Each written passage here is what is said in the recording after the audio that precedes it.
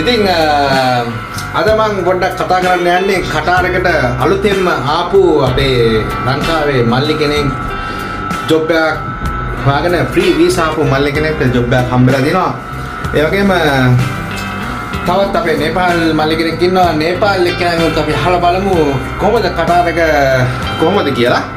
ඉතින් දිගටම ඉන්න වීඩියෝ එකත් එක්ක අපි අලුතෙන්ම ජොබ් එකකට කටාරකට ආපු කෙනෙක්ගෙන් පොඩ්ඩක් අහලා බලමු කොහොමද කටාරකේ එයාට හම්බෙන සැලරි එක කොහොමද කියන විස්තර ටික.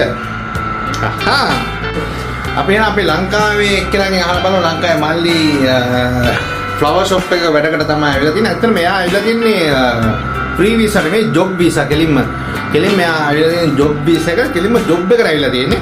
ඉතින් අපි තාම ජොබ් එකට ගිහිල්ලා දවස් කීයද මල්ලි? දවස් දෙකයි ජොබ් එකට ගිහිල්ලා අපි අහලා බලමු කොහොමද ජොබ් එකේ විස්තර කොහොමද කටාරකට එයා කෙලින්ම ජොබ් වීසා ආවේ කියලා. මේ ෆ්‍රී වීසා නෙමෙයි ඇවිල්ලා තියෙන්නේ. කෙලින්ම ජොබ් වීසා. මේ ඉන්නේ අපේ මල්ලි. ඉතින් කටාරකට අලුතෙන්ම ඇවිල්ලා ඉන්නේ.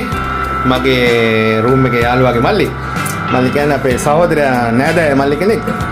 මල්ලි ඔයා කොහොමද කෙලින්ම ජොබ් වීසා දාවේ කටාරකට? ඔව් මම ජොබ් වීසා වලින් ආවේ. ඊට ඉස්සෙල්ලා මම හිටියේ ඩුබායි හිටියා. ඩුබායි වලින් වීදම වැඩි. ඊට පස්සේ අපේ පඩිත් මදි. ඒ නිසා අවුරුදු දෙකමාරක් වගේ හිටියා. ඒ ෂොප් එකේ හිටියා. ඉඳලා ඊට පස්සේ අයියට කතා කරලා කිව්වා මේ වුණා කියලා. ඒ ස්ටඩි කිව්වට පස්සේ අයියා කිව්වා හරි මම වැඩ එකක් සෙට් කරලා දෙන්නම් කියලා කිව්වා. ඒ විදිහටම සෙට් කරලා දුන්නා. කටාරයිලා ෂොප් එකත් හොඳයි. 3500 පඩිත් දෙනවා. බෙඩ් ප්ලේස් එකේ ඉන්නේ. හොඳයි. කටාරේ කිය ඩුබායි යනවා කටාර හොඳයි. හරි මල්ලි එතකොට මේ ඩුබායි එකේ වාර කීයක් හම්බුණාද පඩිය? මට හම්බුණා 3000ක් හම්බුනේ. ඒකින් තමයි කැමරාවේ මේ ටික බලන්න රූම් එකට ගෙවන්න ඕනේ. ඉතුරු ටික ෆිට කළා තමයි ගෙදරටත් යවන්න තියෙන්නේ. ගෙදරටත් යවන්න. එතකොට ඩුබායිගේ ඩිරාම් 3000. ඩිරාම් 3000ක් රූම් වලටත් ඔව් රූම් එකට යනවා 1500ක් වෙනවා ඩිරාම්. ඩිරාම් 1500 කරනවා. එතකොට 1500 වට ඉතුරු වෙන්නේ. ඔව්. කන්න කීයක් විතර යනවා ඩුබායි වල? කන්න නම් මෙස් එකක් සෙට් වුණොත් එම 350ක් වගේ යනවා. දිරාම් 350ක් විතර යනවා. 350ක් වගේ යනවා. මෙට්‍රෝ එකට යනවා නම් 220ක් ඒ වගේ 200ක් වගේ යනවා. ඉතුරු කරන්න පුළුවන්ද ඩුබායි වල? ඩුබායි අමාරුයි නේද? ඉතින් ඇතර මෙහෙ 3500ක් යනවා. දැන් රූම් එකට දැන් මේ බෙඩ් ප්ලේස් එකට 500යි නේද? ඔව් 500යි කෑම වලට 500ක් ගියා 2500ක් වඩා ඉතුරු කරන්න. 2500ක් ඉතුරු කරන්න පුළුවන්. ඒක තමයි කියන්නේ ඩුබායිට වඩා කටාර හොඳයි කියලා. හරිම සන්තෝසයි. අපි නේපාල් එක්කෙනෙක් අහලා බලමු කොහොමද එයා කටාර වලට ආවේ කියලා. How are you, Rohan? I'm good. How are you? How you come to Qatar actually? Hindi or English, no problem. Nepali, okay? Hindi बोलो. हिंदी हिंदी मेरे को तो मालूम है, फिर भी मैं ट्राई करता है. मैं आया इधर 2 मंथ हो गया complete. 2 months in Qatar now? Yes. Okay. अच्छा है इधर ट्रेनिंग चल रहा है मेरा अभी. विजय भाई अभी मेरा अच्छा से ट्रेनिंग दे रहा है. इधर अच्छा है, रहने खाने का अच्छा है, काम भी अच्छा है, जगह भी अच्छा है. How much the salary in the flower shop now? My salary 2000. 2000? Yes. Room, everything included, right? Yes, company room. Company का रूम है, खाना अपना है. क्या बोले? It's okay. It's still training, right? What is your job? You need to make a flower bouquet, right? Yes. Flower bouquet. Yes. Flower shop में मैं काम करता हूँ. मेरा सैलरी 2000 है. 2000. Yes. How much you expend to come to Qatar? 2 months. No.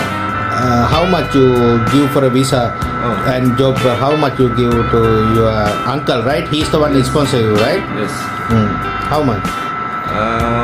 Something 1,50,000. 1,50,000 Nepal rupees? Yes, Nepali rupees. Nepal rupees 1,50,000. Yes. Good. Yes. Okay, now are you happy in the Qatar? Yes, I'm happy. Thank you very much. ඉතින් එයා කියන්නේ එයා නේපාල් ඉඳලා කතාරයකට එන්න Nepal rupees 1,50,000ක් වියදම් කරලා තිනවා. එයාගේ අංකල් තමා මේ එයාට වීසා එක ගහලා තියෙන්නේ. මොකද එයාගේ අංකල් ෆ්ලවර් ෂොප් එකක තමයි වැඩ කරන්නේ. ඉතින් එයාගේ අංකල් එයාට උදව් කරලා තිනවා. එතකොට අපේ ලංකාවේ මල්ලිටත් එයාගේ අයියා කෙනෙක් මේ ෆ්ලවර් ෂොප් එකේ වැඩ කරනවා. ඉතින් එයා තමයි යාට වීසා ඒ වැඩ එක කරලා දීලා කම්පැනි වීසා එකක් ගහලා තියෙන්නේ. ඉතින් මම අද වීඩියෝ එකෙන් අරන් ආවේ කටාරයකට අලුතෙන්ම ජොබ් වීසා එකට ආපු කෙනෙක් එක්ක තමයි අද අපි කතා කරලා බැලුවේ. ඉතින්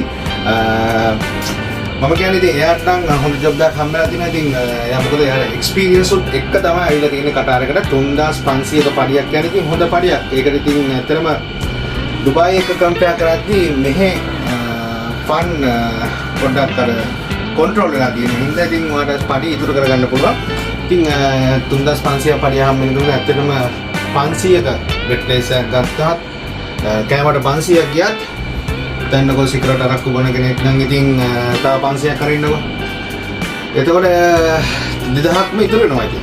ඉතින් කෙල්ල බස් යන්නේ නැතුව පිලිපින් කැලි බස් යන්නේ නැතුව හිටියොත් කොල්ලට ගේමක් ගහගන්න පුළුවන්. ඉතින් තවත් මේ වගේ වීඩියෝ එකක් මම බලන් ඉන්න. අපි කොහොමද කටාර වලට එන අයකින් අහලා බලමු ඉස්සරහට මේ වගේ ජොබ් යාලා කොහොමද හොයාගත්තේ කියලා.